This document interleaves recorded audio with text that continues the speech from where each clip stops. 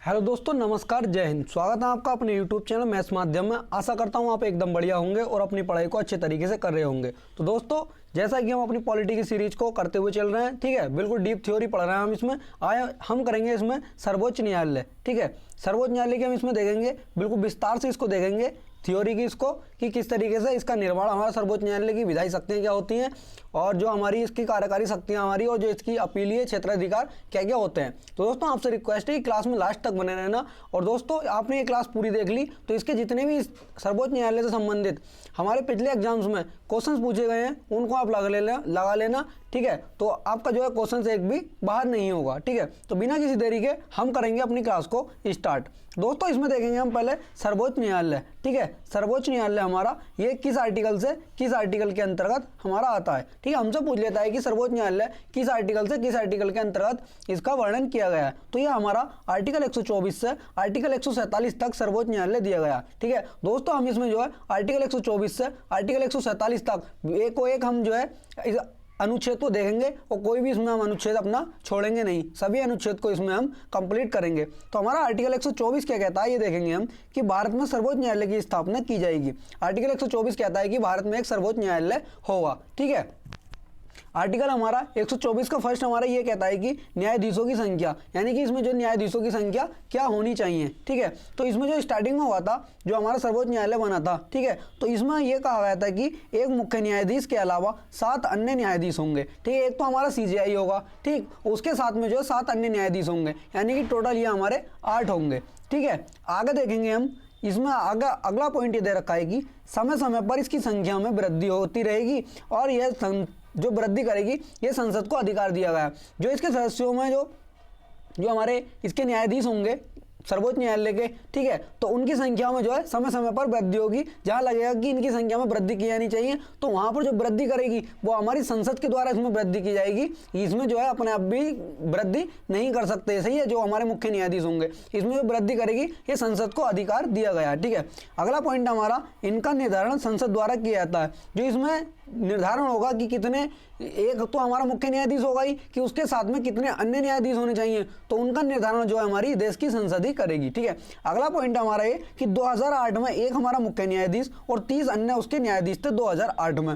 फिर जो इसमें बदलाव करा गया 2008 के बाद में 2019 में, तो 2019 में जो है एक तो हमारे मुख्य न्यायाधीश रखे गए और उनके साथ में 33 अन्य न्यायाधीश रखे गए, जो कि वर्तमान में भी है, इस टाइम है, ठीक है। एक न्यायाधीश, एक हमारे मुख्य न्यायाधीश और जो 33 हमारे अन्य न्यायाधीश, मतलब जो टोटल हमारे हैं न्यायाधीश जो हैं हमारे वो 34 हैं, ठीक है, 1 + 33। आगे देखेंगे हम अगला आर्टिकल हमारा आर्टिकल 124 का सब क्लोज 2। इसमें क्या कहता है कि न्यायाधीशों की नियुक्तियां हैं, कि न्यायाधीशों की नियुक्तियां कौन करेगा और किस तरीके से इनकी नियुक्तियां होंगी, ठीक है। इसमें पॉइंट है हमारा कि इन न्यायाधीशों की नियुक्ति राष्ट्रपति करेंगे, ठीक है, और मुख्य न्यायाधीश की सलाह पर जो नियुक्ति करेंगे वो राष्ट्रपति इनकी नियुक्ति करेंगे, ठीक है, न्यायाधीशों की। और वो जो सलाह देंगे वो मुख्य न्यायाधीश सलाह देंगे कि हाँ भाई इन व्यक्ति जो है इस व्यक्ति की नियुक्ति की जानी चाहिए, ठीक है। तो उनका जो परामर्श पूरा होगा वो राष्ट्रपति जो परामर्श लेंगे वो CJI से परामर्श लेने के बाद में न्यायाधीशों की, अन्य न्यायाधीश जो होंगे उनकी नियुक्ति करेंगे, ठीक है।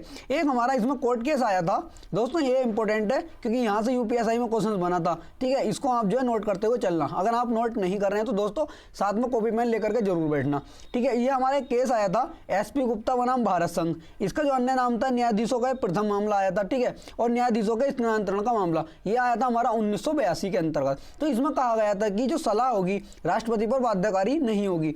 जो ये मुख्य न्यायाधीश सलाह देंगे न्यायाधीशों की नियुक्ति के लिए, तो जो मुख्य न्यायाधीश की जो सलाह होगी वो राष्ट्रपति पर बाध्यकारी नहीं होगी। ये इस कोर्ट केस में कहा गया था, ठीक है। ये पहला मामला आया था न्यायाधीशों के स्थानांतरण से संबंधित, ठीक है। इसमें जो हमारा दूसरा केस ही आया था दोस्तों, इसको भी नोट कर लेना, इंपॉर्टेंट है। जो दूसरा हमारा मामला आया था न्यायाधीशों का दूसरा मामला, इसको जो कहा गया था वो एडवोकेट ऑफ सुप्रीम कोर्ट बनाम भारत संघ, ये 1993 के अंदर आया था। तो इसमें यह कहा गया था इस वाले हमारे केस में कि राष्ट्रपति सुप्रीम कोर्ट की सलाह पर नियुक्ति करेंगे, ठीक है। जो हमारा पहला वाला केस था उसमें कहा गया था कि जो सलाह होगी वो राष्ट्रपति पर हमारे बाध्यकारी नहीं होगी।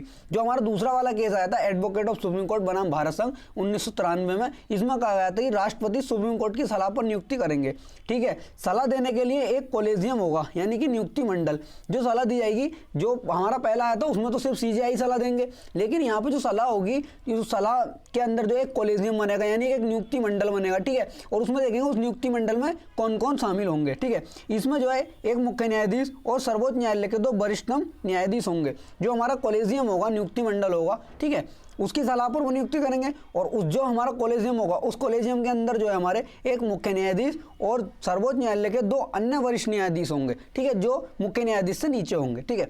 और जो सलाह में कोई अंतर हुआ तो मुख्य न्यायाधीश की सलाह को जो प्राथमिकता दी जाएगी। यदि इन तीनों की जो सलाह होगी, एक तो हमारे मुख्य न्यायाधीश, 2 अन्य न्यायाधीश होंगे, और इन तीनों की सलाह में अगर कोई भी मतलब इनमें कोई अंतर हुआ इन तीनों की सलाह में, ठीक है, तो जो प्राथमिकता दी जाएगी वो हमारे सुप्रीम कोर्ट के जो हमारे मुख्य न्यायाधीश होंगे उनकी जो सलाह होगी उसको प्राथमिकता दी जाएगी, ठीक है। आगे देखेंगे हम इस वाले कोर्ट केस में दोस्तों ये कहा गया था, ठीक। आगे देखेंगे अगला पॉइंट हमारा 1998 में कॉलेजियम में एक मुख्य न्यायाधीश और 4 अन्य वरिष्ठ न्यायाधीश होंगे।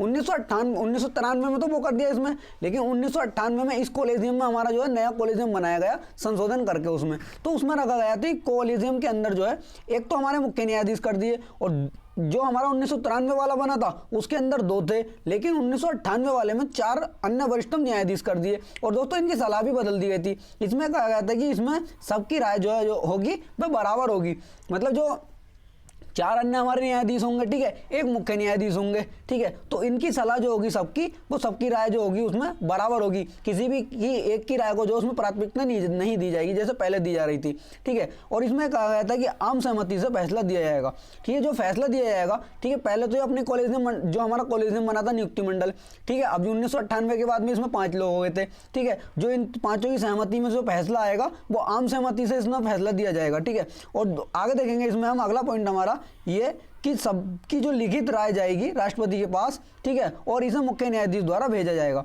जो सबकी राय होगी ना, ठीक है, उसको लिखित रूप में भेजा जाएगा, ठीक है, राष्ट्रपति के पास में भेजेंगे, ठीक है, अपनी राय को लिख करके, ठीक।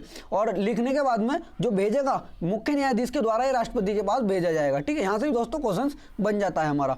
राष्ट्रपति चाहे तो मना कर सकते हैं, लेकिन वैलिड बेस यानी ठोस आधार बताना पड़ेगा, ठीक है। इनकी जो सलाह जो ये इन्होंने लिखित रूप में सलाह भेजी कॉलेजियम ने अपनी राष्ट्रपति के पास में, ठीक है, तो इसमें जो है राष्ट्रपति को अधिकार दिया गया है कि राष्ट्रपति जो है इस सलाह को जो है मना कर सकते हैं। लेकिन राष्ट्रपति मना तब करेंगे, इसमें राष्ट्रपति को जो है कोई मतलब जो है वैलिड बेस यानी कि ठोस आधार बताना पड़ेगा कि राष्ट्रपति क्यों मना कर रहे हैं। ये नहीं कि उन्होंने अपनी लिखित राय भेज दी, राष्ट्रपति ने डायरेक्ट मना कर दिया कि हम तुम्हारी राय नहीं मान रहे। लेकिन इसमें ये कर दिया गया था 1998 के बाद में राष्ट्रपति को जो है वैलिड बेस यानी कि ठोस आधार बताना पड़ेगा कि आप जो है किस आधार पर इस सलाह को नहीं मान रहे हैं, ठीक है।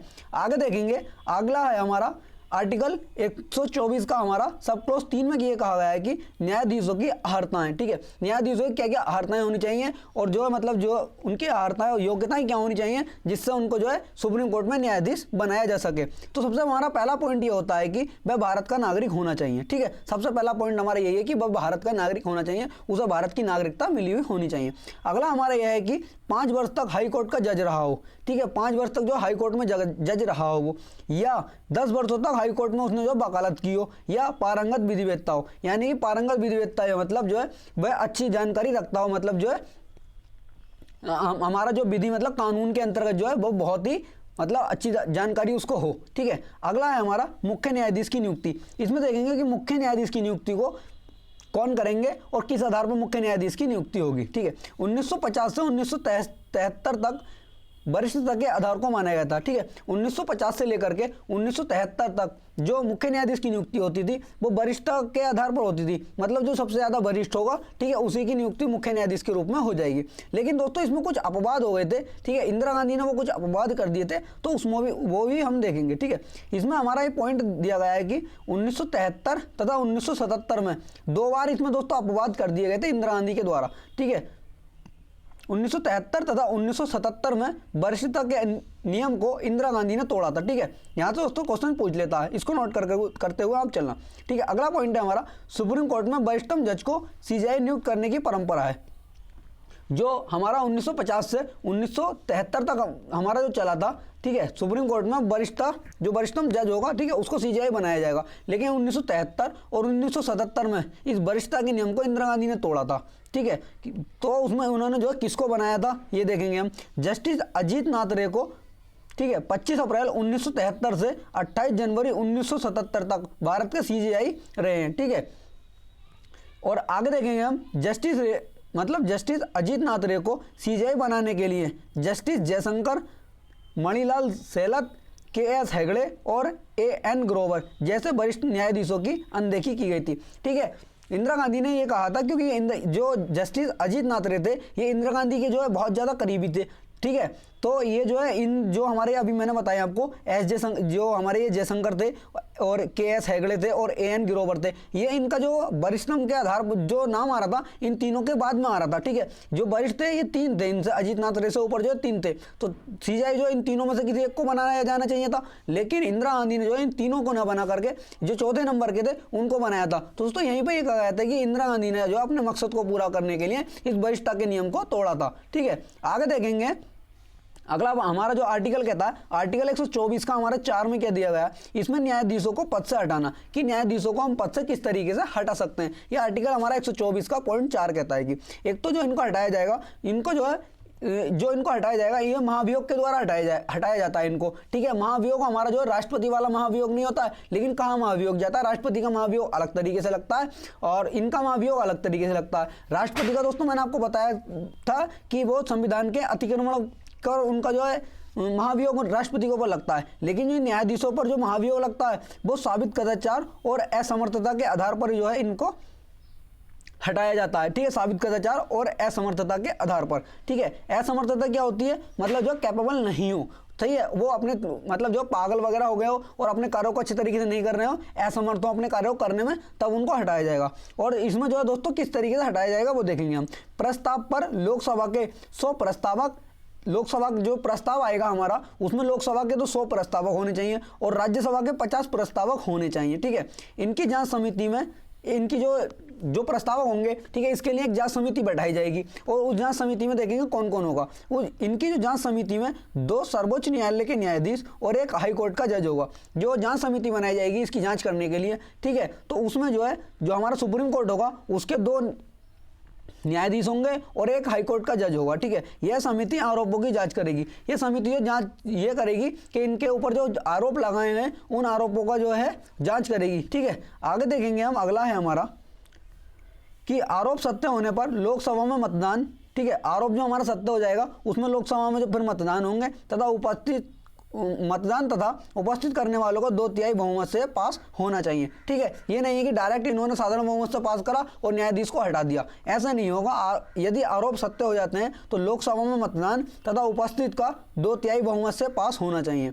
सुप्रीम कोर्ट का न्यायाधीश अपना त्यागपत्र जो है राष्ट्रपति को देगा। यदि जो है उसका कार्यकाल यानी कार्यकाल पूरा नहीं हुआ है, ठीक है, उसका, और वो अपने पद से इस्तीफा देता है, तो सुप्रीम कोर्ट का चाहे मुख्य न्यायाधीश हो चाहे अन्य न्यायाधीश हो, वो अपना जो त्यागपत्र देंगे वो राष्ट्रपति को अपना त्यागपत्र देंगे। ठीक है, इनका कार्यकाल जो होता है वो 65 वर्ष की आयु तक इनका कार्यकाल होता है। जो हमारे न्यायाधीश होते हैं इनका कार्यकाल जो होगा 65 वर्ष की आयु तक इनका कार्यकाल होगा। ठीक है, आगे देखेंगे हमारा आर्टिकल 124 का 5 में क्या कहा गया है कि न्यायाधीश को हटाने से संबंधित नियम एवं प्रक्रियाएं क्या होनी चाहिए और जो नियम प्रक्रियाओं को बनाएगा वो कौन बनाएगा। तो संसद को अधिकार दिया गया है कि इनसे संबंधित जो हमारे नियम और प्रक्रियाएं होंगी वो हमारे देश की संसद को अधिकार दिया गया है। ठीक है, आगे देखेंगे, अगला है हमारा अगला पॉइंट कि न्यायाधीश जांच अधिनियम जो बनाया गया था हमारा 1968 में न्यायाधीश जांच अधिनियम आया था। ठीक है, इसमें जो है प्रस्ताव किसी भी सदन में आ सकता है। ठीक है, न्यायाधीश को हटाने के लिए जो प्रस्ताव आएगा हमारा किसी भी सदन में आ सकता है, लेकिन यदि लोकसभा में आएगा तो लोकसभा से जो 100 प्रस्तावक होने चाहिए। ठीक है, क्योंकि वहाँ पर जनसंख्या जो सदस्य संख्या वो ज़्यादा है, और राज्यसभा में आएगा तो वहाँ पर जो है 50 प्रस्तावक होने चाहिए क्योंकि वहाँ पर संख्या जो है कम है। ठीक है, लोकसभा अथवा राज्यसभा में बहुमत और उपस्थित तथा मतदान करने वालों का 2/3 पास होना चाहिए। सही है, लोकसभा में आएगा तो लोकसभा से भी 2/3 होना चाहिए उपस्थित मतदान करने वालों का, राज्यसभा में आएगा तो राज्यसभा का भी 2/3 होना चाहिए उपस्थित तथा मतदान करने वालों का। इसमें बता दूं दोस्तों मैं आपको, इसको आप जो है नोट कर लेना, इंपॉर्टेंट है ये हमारा, कि जो पहली बार हमारा महाभियोग लाया गया था वो जो वी रामास्वामी के खिलाफ ये हमारा लाया गया था। ठीक है, लेकिन ये जो है साबित नहीं हो पाया था पूरी तरीके से।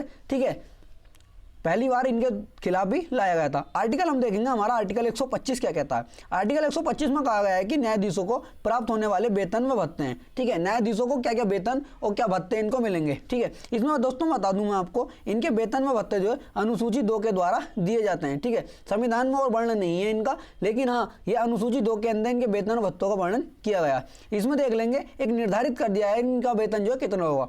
मुख्य न्यायाधीश का वेतन जो है 2,80,000 रुपये और अन्य न्यायाधीश जो होंगे उनका वेतन 2,50,000 रुपये दिया जाता है, ठीक है। ये संविधान में बताया नहीं गया है, लेकिन हाँ इनको एक निर्धारित कर दिया है कि जो मुख्य न्यायाधीश होंगे हमारे CJI उनको 2,80,000 रुपये और जो अन्य न्यायाधीश होंगे उनको 2,50,000 रुपये दिए जाएंगे।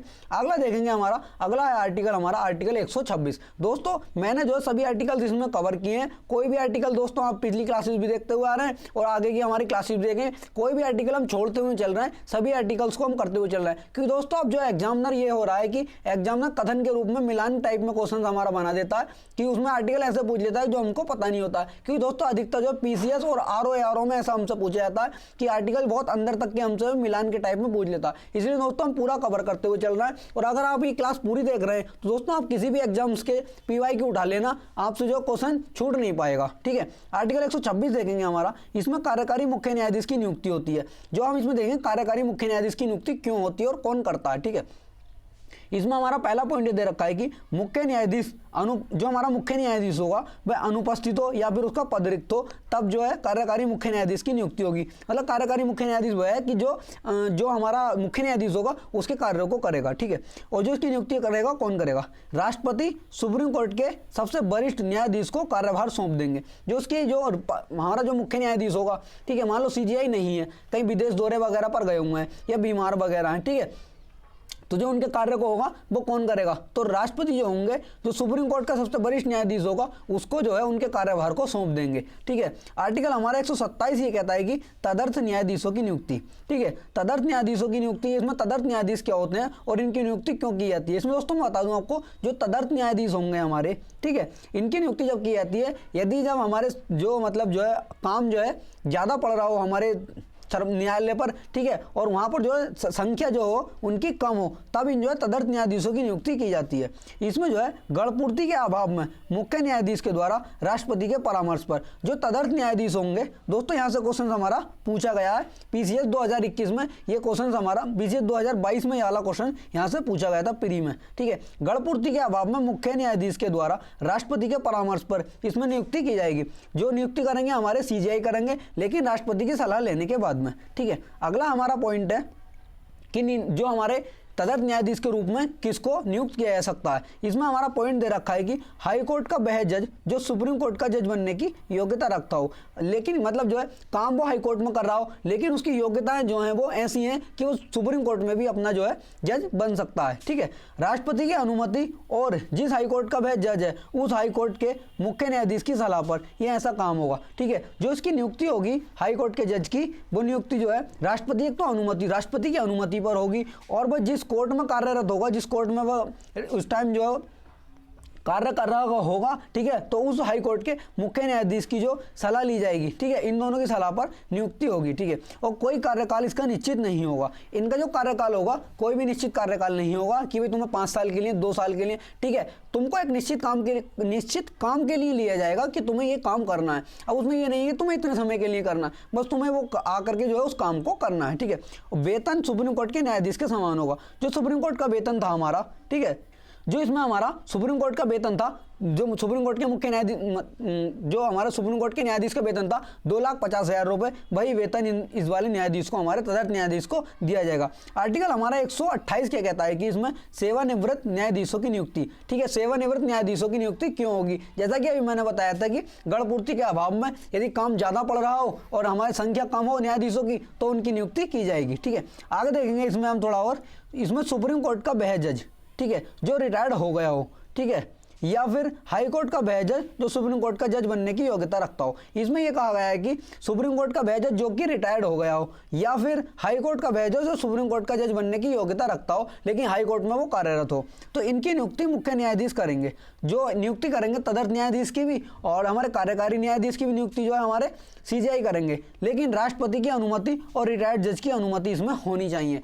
ठीक है, इसमें दोस्तों ये है, यदि ये हमारा जो पॉइंट कहा गया है यहाँ से, जो इनकी नियुक्ति करेंगे वो तो हमारे सीजेआई करेंगे, ठीक है, लेकिन इसमें राष्ट्रपति की अनुमति होनी चाहिए। और यदि वो रिटायर्ड जज जो है हमारा रिटायर्ड है तो उसकी अनुमति लेनी होगी हमें। यदि वो हाई कोर्ट में कार्यरत है तो उस हाई कोर्ट का जो हमारा मुख्य न्यायाधीश होगा उसकी अनुमति लेनी पड़ेगी। ठीक है, इस अगला आर्टिकल कहता है हमारा आर्टिकल 129 अभिलेखीय न्यायालय। ठीक है, अभिलेख न्यायालय दोस्तों, इसमें बताएंगे कि अभिलेख न्यायालय क्या है, इसको हम थोड़ा और डीप में पढ़ेंगे आगे। दोस्तों बस आपसे रिक्वेस्ट है कि क्लास में दोस्तों आप लास्ट तक बने रहना। ठीक है, जो हमारा अभिलेख न्यायालय सर्वोच्च न्यायालय का अभिलेख न्यायालय होना। ठीक है, अभिलेख न्यायालय का मतलब क्या होता है इसको अभी हम देखेंगे आगे। ठीक है, इसमें हमारा पॉइंट दे रखा है कि जिसकी सभी कार्रवाइयों और निर्णयों को लिखित रूप में रखा जाए वो हमारा अभिलेख न्यायालय होगा। मतलब जो उसका दस्तावेज वगैरह होंगे उसको लिखित रूप में रखा जाए फाइल्स वगैरह में बना करके। ठीक है, वो हमारा अभिलेख न्यायालय कहलाता है। ठीक है, अवमानना के लिए दंड देने के अधिकार इसमें दिए गए हैं अभिलेखीय न्यायालय में।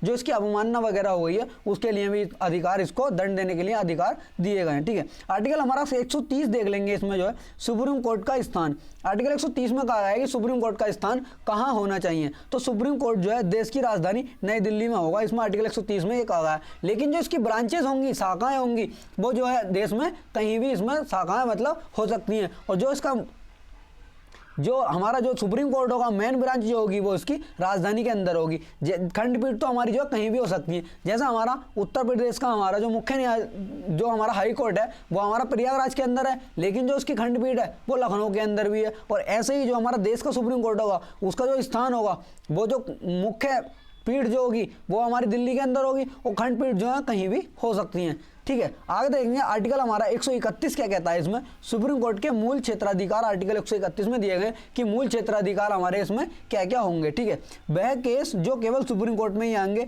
जैसे केंद्र राज्य विवाद, जो इसके मूल क्षेत्राधिकार हैं। ठीक है, जिन्हें ये इनका जो मूल है कि ये इनको सुनेगा ही, हर हाल में ही सुनेगा। ठीक है, वह केस जो केवल सुप्रीम कोर्ट में आएंगे, जैसे केंद्र और राज्य का विवाद हो जाता है तो वो भी हमारा सुप्रीम कोर्ट सुनेगा, हाई कोर्ट में उनको लेकर के नहीं जा सकते। ठीक है, अगला है हमारा केंद्र राज्य व राज्य विवाद। ठीक है, जैसे कि मान लो दो राज्य हैं और हमारा केंद्र, एक राज्य तो हमारा केंद्र के साथ है और एक राज्य हमारा अलग है, तो दो केंद्र मतलब जो दो राज्य और केंद्र के बीच का विवाद होगा वो भी हमारा सुप्रीम कोर्ट ही सुनेगा। और एक हो जाता है हमारा राज्य राज्य विवाद, जैसे मान लो दो राज्यों में विवाद चलता रहता है अधिकतर। ठीक है, जैसे कर्नाटक तमिलनाडु उड़ीसा, साउथ में हमारा पानी को लेकर के इसमें महानदी में विवाद हमारा चलता रहता है कर्नाटक उड़ीसा की साइड में। ठीक है, आंध्र प्रदेश उड़ीसा में जो हमारा विवाद चलता है महानदी को लेकर के, ठीक है, तो वो विवाद भी हमारा सुप्रीम कोर्ट सुनेगा। और राष्ट्रपति उपराष्ट्रपति के निर्वाचन से संबंधित जो विवाद हो जाते हैं हमारे, तो उन विवादों को भी जो है हमारा जो सुप्रीम कोर्ट सुनेगा। ठीक है, इसमें एक चीज़ हमारा यह है कि जल विवाद की सुनवाई जो है सुप्रीम कोर्ट में नहीं होगी, इसके लिए जल बोर्ड बनाया जाएगा। जैसा कि मैंने अभी बताया दोस्तों आपको, जो हमारा उड़ीसा के अंदर महानदी विवाद चल रहा था, उड़ीसा के अंदर जो महानदी विवाद चल रहा था ना कि उड़ीसा और आंध्र प्रदेश के बीच में और हमारा कर्नाटक और तमिलनाडु के बीच में जो विवाद चल रहे हैं, ठीक है, तो जो विवाद होंगे जल विवाद वो हमारा सुप्रीम कोर्ट नहीं सुनेगा, उसके लिए जल बोर्ड बनाया जाएगा और वो जल बोर्ड जो है इन विवादों को सुनेगा। ठीक है, आर्टिकल 132 देखेंगे, इसमें अपीलीय क्षेत्राधिकार हमारे दिए गए सुप्रीम कोर्ट के कि अपीलीय क्षेत्राधिकार क्या क्या होंगे। तो संवैधानिक मामलों में अपील कर सकते हैं, जो हमारे संवैधानिक मामले होंगे उसमें अपील हम जो सुप्रीम कोर्ट में जा सकते हैं। संवैधानिक मामले यानी कि वो होंगे जिनका जो वर्णन है हमारा संविधान में, जैसे कि हमारे मूल अधिकारों का हमारा वर्णन होता है, तो ठीक है, हाँ, तो हम उसमें सुप्रीम कोर्ट जा सकते हैं मूल अधिकारों को। दोस्तों मैंने अभी आपको जो है आर्टिकल 32 कराया था। ठीक है, जो हमारे संवैधानिक उपचारों का अधिकार 5 प्रकार की रिट है, मैं राष्ट्रपति वाली क्लास में उसको पूरा कर चुका हूँ। दोस्तों अगर आपने वो क्लास नहीं देखी तो उस क्लास को देख लेना। ठीक है, पिछली क्लासेस आप पूरी करते हुए चलना। ठीक, आगे देखेंगे हमारा आर्टिकल 133 हमारा ये कहता है कि दीवानी मामलों में अपील। ठीक है, दीवानी मामलों में अपील क्या क्या होंगी जो सुप्रीम कोर्ट को में हम लेकर के जा सकते हैं। एक तो संपत्ति का लेन देन, ठीक, तलाक, विवाह, मानहानि आदि से जुड़े मामलों की सुनवाई के लिए सुप्रीम कोर्ट में अपील हम कर सकते हैं, ये हमारे दीवानी मामले होते हैं। ठीक है, आगे देखेंगे आर्टिकल हमारा 134 क्या कहता है कि आपराधिक मामलों में अपील। ठीक है, जो आपराधिक मामले होंगे, हमारे जघन्य अपराध होंगे, ठीक है, उसके लिए भी हम सुप्रीम कोर्ट में अपील कर सकते हैं। ठीक, आर्टिकल हमारा 135 क्या कहता है कि सुप्रीम कोर्ट का संघीय न्यायालय होना। ठीक, आर्टिकल हमारा जो 135 है इसमें जो सुप्रीम कोर्ट को जो है संघीय न्यायालय होना बताया गया है। ठीक है, आगे देखेंगे जो मतलब इसमें देखेंगे जो हमारा आर्टिकल 133 है, आर्टिकल 135 है, किस तरीके से सुप्रीम कोर्ट को संघीय न्यायालय बनाता है। ठीक है, वो देखेंगे। इसमें हमारा पॉइंट दे रखा है कि सर्वोच्च न्यायालय को ऐसे किसी विषय पर अधिकारिता और शक्तियां प्राप्त होंगी जिन पर अनुच्छेद 133 या अनुच्छेद 134 के प्रावधान लागू नहीं होते हैं। ठीक है, यह अधिकारिता और शक्तियां संविधान लागू होने से पहले किसी विद्यमान कानून के तहत संघीय न्यायालय के पास थी।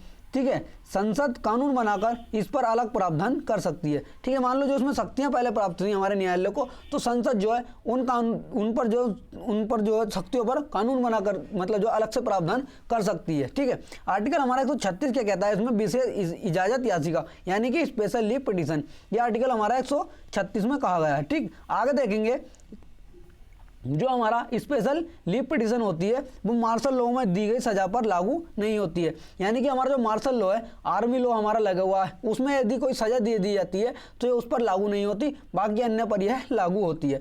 आर्टिकल 137 हमारा क्या है, ये न्यायिक पुनर्विलोकन है। इसमें यह है कि मान लो हमारा सुप्रीम कोर्ट ने कोई फैसला दिया, ठीक है, फैसला उन्होंने मान लो 2020 में कोई फैसला दिया हमारे सुप्रीम कोर्ट ने, ठीक है, 2024 में वही फैसला जो है उससे संबंधित, उसी केस से संबंधित, उसी अपराध से संबंधित जो है दूसरा केस आ जाता है, तो जो हमारा सुप्रीम कोर्ट होगा तो वो हमारे पिछले उसको जो होगा उसको उठा करके हमारा पुनर्विलोकन मतलब जो है उसकी जो हमारा 2020 का केस था उसकी समीक्षा भी देख सकता है, यानी कि हमने उसमें किस तरीके से न्याय दिया था। जैसे कि दोस्तों गोलकनाथ केस आया था हमारा, ठीक है, गोलकनाथ केस को जो दोबारा उखाड़ करके हमने केस बनन भारतीय केस में उसमें जो है बदलाव कर दिया था, तो हमारा वो न्यायिक पुनर्विलोकन से ही संबंधित थे हमारे। ठीक है, वो मैं पिछली क्लास में आपको करवा चुका हूँ, वहां से आप उसको पूरा कर लेना। ठीक है, इसे यूएसए के संविधान से लिया गया। यहाँ से हमारा क्वेश्चन पूछ लेता है कि न्यायिक पुनर्विलोकन को हमने किस देश से लिया गया है, तो यूएसए के संविधान से हमने इसको लिया है। ठीक है, इसमें सुप्रीम कोर्ट जो है अपने ही न्याय की समीक्षा कर सकता है, यानी कि सुप्रीम कोर्ट जो है इसमें जो सुप्रीम कोर्ट ने न्याय किया है पीछे,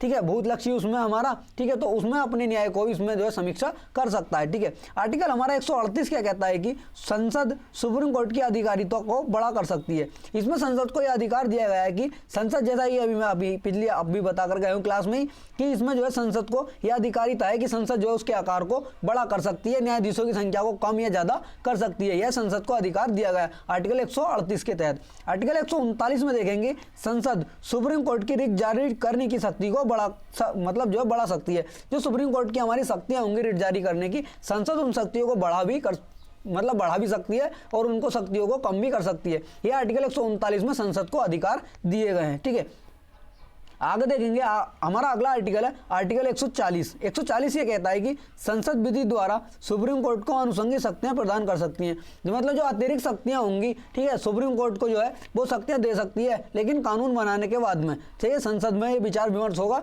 फिर उसमें जो कानून बनाने के बाद में शक्तियां प्रदान संसद कर सकती है। आर्टिकल 141 में हमारा यह है कि सुप्रीम कोर्ट के निर्णय सभी अधीनस्थ न्यायालयों पर लागू होंगे। आर्टिकल 141 में सही है, सुप्रीम कोर्ट ने मान लो कोई निर्णय दिया, ठीक है, तो जो वो निर्णय हमारे जो नीचे के हमारे हाई कोर्ट ने, अधीनस्थ न्यायालय, सत्र न्यायालय, जो अधीनस्थ न्यायालय हैं, ठीक है, अधीनस्थ न्यायालयों में हमारे सुप्रीम वो आ गए, हाई कोर्ट आ गए, सत्र न्यायालय आ गए, जिला न्यायालय आ गए, ठीक है, तो सभी निर्णय जो है उसमें सभी पर लागू होंगे जो हमारे सुप्रीम कोर्ट के निर्णय होंगे। ठीक है, आगे जो आ जाता है हमारा आर्टिकल 142 आ जाता है, इसमें जो है आदेश एवं डिग्री दी गई है। इसमें देखेंगे क्या क्या आदेश दे सकते हैं, इसमें इसको भी देखेंगे हम। इसमें पहला पॉइंट है हमारा कि सर्वोच्च न्यायालय को किसी भी मामले में पूर्ण न्याय सुनिश्चित करने के लिए जरूरी आदेश पारित करने का अधिकार है। इसमें दोस्तों ये कहा गया है कि जो हमारा सर्वोच्च न्यायालय है उसको कोई किसी भी मामले में यदि पूर्ण न्याय सुनिश्चित करने के लिए जो है वह जरूरी आदेश को पारित करने का उसको सुप्रीम कोर्ट को हमारा अधिकार दिया गया आर्टिकल 142 के तहत। ठीक है, इसमें अगला पॉइंट हमारा कि किसी भी मामले में पूर्ण न्याय सुनिश्चित करने के लिए आदेश पारित करना, वो किसी भी मामले में पूर्ण न्याय जो सुनिश्चित करने के लिए जो उसको आदेश पारित करने का अधिकार हमारा दिया गया है। ठीक है, अगला पॉइंट हमारा विधियों के दायरे से बाहर जाकर न्यायिक हस्तक्षेप करना, जो विधि से बाहर जाकर भी न्यायिक हस्तक्षेप कर सकता है। जैसा कि अभी आपने देखा था वहाँ हमारा चंडीगढ़ का मेयर का वो हमारा जो चुनाव हुआ था उसमें हमारे सीजीआई ने कितनी अपनी अहम भूमिका निभाई थी। ठीक है, अगला पॉइंट है हमारा कि सार्वजनिक हित, मानवाधिकार, संवैधानिक मूल्यों या मौलिक अधिकारों से जुड़े मामले में भी हस्तक्षेप कर सकता है। जैसा कि अभी दोस्तों 5 प्रकार की रिटें मैंने अभी आपको बताई थी। ठीक है, तो वहाँ पर ये इसी से संबंधित है। अपने आदेशों को पूरे देश में लागू करना, जो आदेश हमारा सुप्रीम कोर्ट देता है। ठीक है दोस्तों, हमारे देश में बता दूं मैं आपको, ये हमारी न्यायपालिका है, ये स्वतंत्र है हमारी न्यायपालिका। ठीक है, ये अपने आदेशों को पूरे देश में लागू भी कर सकती है। ठीक, आगे देखेंगे अगला आर्टिकल हमारा आर्टिकल 143। ठीक है, राष्ट्रपति द्वारा परामर्श। इसमें ये कहा गया है कि राष्ट्रपति, सुप्रीम कोर्ट एवं राष्ट्रपति दोनों बाध्य नहीं होंगे। मतलब जो राष्ट्रपति को किसी काम में, ठीक है, न्याय से संबंधित सुप्रीम कोर्ट से सलाह लेनी है तो राष्ट्रपति जो सुप्रीम कोर्ट से सलाह ले सकते हैं हमारे राष्ट्रपति। ठीक है, लेकिन वो सलाह जो है उन पर बाध्यकारी नहीं हो सकती है। अगर उन्हें लगता है कि हाँ ये सलाह सही है तो मान भी सकते हैं, अगर सलाह उन्हें लगता है कि सही नहीं है तो वो सलाह नहीं मानेंगे। ठीक है, ऐसे ही जो हमारा सुप्रीम कोर्ट है वो राष्ट्रपति से सलाह ले सकता है। ठीक है, और जो सलाह सुप्रीम कोर्ट को लगता है कि हाँ सलाह सही है तो सलाह जो है वो मान लेंगे, नहीं लगता है कि सलाह सही नहीं है तो वो सलाह को नहीं मानेंगे। इसमें यही कहा गया है कि जो आर्टिकल हमारा 143 है, सलाह जो है बाध्यकारी नहीं होगी दोनों के ऊपर। आर्टिकल 145 हमारा ये कहता है कि सुप्रीम कोर्ट की प्रक्रिया के नियम बनाने का अधिकार। ठीक है, जो सुप्रीम कोर्ट की हमारी प्रक्रिया के नियम बनाने हैं उसको अधिकार क्या दिए हैं। सही है, उच्चतम न्यायालय अपने कामकाज और प्रक्रिया को नियंत्रित करने के लिए अपने नियम बना सकता है। इसके लिए राष्ट्रपति की अनुमति लेनी होगी। ठीक है, जो हमारा उच्चतम न्यायालय होगा अपने कामकाज और प्रक्रिया को नियंत्रित करने के लिए अपने अलग नियम और कानून बना सकती है, लेकिन उसको ये बनाने के लिए हमारे देश के राष्ट्रपति की अनुमति लेनी आवश्यक होगी। ठीक है, अगला देखेंगे अगला आर्टिकल हमारा 146। ठीक है, इसमें कहा गया है कि सर्वोच्च न्यायालय के अधिकारियों और कर्मचारियों और उनके व्यय के बारे में बताया गया है। ठीक है, जो हमारे सर्वोच्च न्यायालय के अधिकारी और कर्मचारी हैं, ठीक है, और उनके व्यय के बारे में बताया गया है कि उनके क्या क्या खर्च वगैरह हैं। तो इसमें सर्वोच्च न्यायालय को अपने अधिकारियों और कर्मचारियों को नियुक्ति करने का अधिकार है। जो सर्वोच्च न्यायालय होगा, ठीक है, जो उसमें अधिकारी होंगे उनके जो हमारे, ठीक है, सुप्रीम कोर्ट में हमारे जो मुख्य न्यायाधीश और अन्य न्यायाधीश होंगे उनकी नियुक्ति तो हमारे राष्ट्रपति करेंगे, लेकिन जो उसमें अधिकारी, कर्मचारी, सफाई वाले, ठीक है, इस तरीके के जो लोग होंगे उसमें कर्मचारी मतलब जो चपरासी वगैरह जो होंगे हमारे, ठीक है, उनकी नियुक्ति जो करेगा तो हमारा जो सर्वोच्च न्यायालय के अधिकारियों की नियुक्ति करने का अधिकार जो आर्टिकल 146 के तहत हमारे देश के सुप्रीम कोर्ट को दिया गया। ठीक है, आर्टिकल 147 हमारे कहता है कि कानून के किसी भी महत्वपूर्ण प्रश्न के संबंध में संदर्भ को स्पष्ट करने के लिए, ठीक है, इसमें भारत सरकार अधिनियम 1935 के साथ साथ संविधान की व्याख्या भी शामिल है। यह हमारा आर्टिकल 146 इसमें कहा गया है कि जो हमारा भारत सरकार अधिनियम 1935 आया था, इसमें संविधान की व्याख्या आर्टिकल 147 के अंदर की गई है। ठीक है दोस्तों, इसमें जो है मैंने आपको आर्टिकल 1 से लेकर के आर्टिकल 1 से और आर्टिकल 147 तक पूरे आर्टिकल मैंने इसमें आपको कवर करा दिए हैं। कोई भी आर्टिकल दोस्तों इसमें छूटा हुआ नहीं है, और जो हमारे जितने आर्टिकल हैं और इनके जो हमारे सब आर्टिकल हैं संशोधन करके शामिल किए हैं, सबको मैंने कराया है। दोस्तों बस आपसे एक रिक्वेस्ट है, आप जो क्लास को शेयर कर दिया करना, ठीक है, क्योंकि दोस्तों आप शेयर करेंगे तो इससे दूसरों को अभी हमारा थोड़ा पता चलेगा कि हाँ कि हमारी पॉलिटी क्लास कितनी अच्छी चल रही है। और दोस्तों ये कंटेंट मैं किसी टीचर का या किसी बुक से, एक ही बुक से नहीं छाप करके लेकर के आता हूँ दोस्तों। 2-3 बुक की स्टडी करने के बाद ही, और नोट्स, अपने नोट्स जो मेरे पास नोट्स हैं, ठीक है, किसी एक टीचर के नोट्स नहीं है मेरे पास, ठीक है, 2-3 टीचर्स हैं और हमारे जो 2-3 बुक्स हैं उनका सबका मैं इसमें दोस्तों निचोड़ लेकर के आता हूँ, और जो महत्वपूर्ण हमारे टॉपिक होते हैं, फैक्ट होते हैं, मैं उसमें इनको जो है शामिल करता हूँ। ठीक है, तो हम जो है अपनी भर्ती आने से पहले अपनी पॉलिटी को पूरी अच्छी तरीके से हम इसमें निपटा लेंगे दोस्तों। और जो हमारे पिछले एग्जाम्स में हमारे 2017 और 2021 में हमारे यूपीएसआई के एग्जाम हुए थे, जो उसमें हमारी जीएस और ये पॉलिटी के क्वेश्चन पूछे गए, उनको दोस्तों हम आगे शिफ्ट वाइज उनको कवर करेंगे, लेकिन पहले हम अपनी थ्योरी कवर कर लेंगे और उसके बाद में उसको क्वेश्चंस को लगाएंगे। जैसे कि हम अपनी थ्योरी अगर हमने पढ़ ली है, अगर हमें थ्योरी पता है तो हम उन क्वेश्चंस को आराम से टैकल कर सकते हैं। तो दोस्तों अपना साथ ऐसे बनाए रखना, और दोस्तों हमारे चैनल को जो है ज़्यादा से ज़्यादा दोस्तों शेयर करना, जिससे कि हम बहुत जल्दी ये बन के का परिवार पूरा हो सकें। ठीक है, तो इसी के साथ मिलते हैं नेक्स्ट वीडियो में। जय हिंद, जय भारत।